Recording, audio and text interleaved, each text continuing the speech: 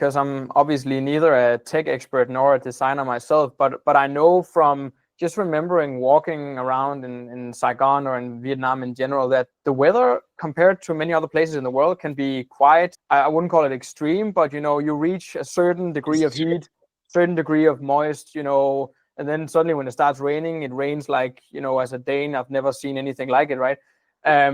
Is there anything, and the amount of dust and whatnot, is there anything here design wise that did you run into any problems with this? Have you added something special to, I don't know, protect the battery from the amount of dust in the air or the moisture? I mean, can you just transfer it from technology that's used anywhere else or design and then just use that in Vietnam? Yeah, that's a great question. And yes, I mean, because it's an electric motor or electric bike, and the battery casing and so forth, you can actually make it waterproof, the IP67, right. So it's actually better than a traditional, what they call the internal combustion engine, the ICE bike or gasoline bikes, right? So there's already that advantage. That comes with electric motorcycle. And then the other one is that because I think it's just the adaptability of the people here. I mean, they've been riding motorbikes forever, even though no matter how hot it is, they cover themselves from top to bottom. And, Vietnamese been wearing face masks way before COVID, it's like, it's funny when COVID came along and everybody had to wear a face mask. And I just remember seeing like, but everybody here already wear a face mask.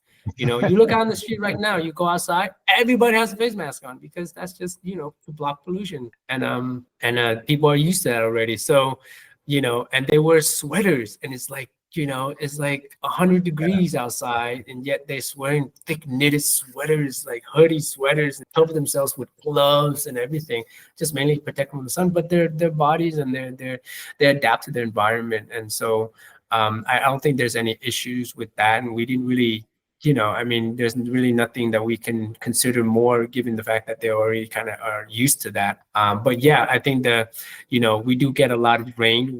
It rains 6 months of the year here, and there's a lot of flooding, especially in my neighborhood, in where we are. Because for whatever reason, they decided to build this entire city, the most expensive part of town in the entire country, in my opinion, and they built it below sea level. So it floods when it rain just start, you just get a little drizzle of rain, it start flooding. Yeah, there's I mean, I've sat on streets where just rivers is like, it's like just meters high river on the street.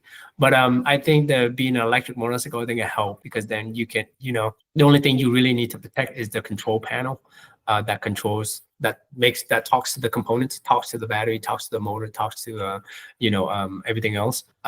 So I think that's the only thing that you really, really need to protect. But everything else is waterproof. So you can actually ride this thing.